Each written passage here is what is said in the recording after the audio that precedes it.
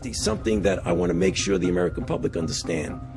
It's not only safety when you inject somebody and they get maybe an idiosyncratic reaction, they get a little allergic reaction, they get pain. There's safety associated. Does the vaccine make you worse?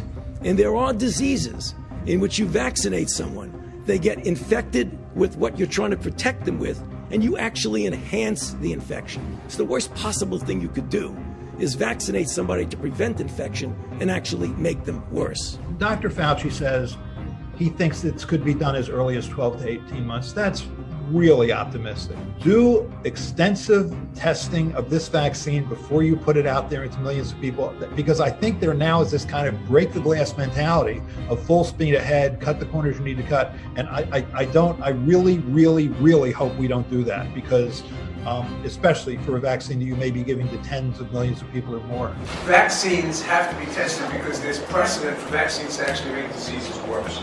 And you really don't want to make it, you don't want to rush and treat 1 million people and find out you're making 900,000 of them worse. One of the things that we're not hearing a lot about is the unique potential safety problem of coronavirus vaccines.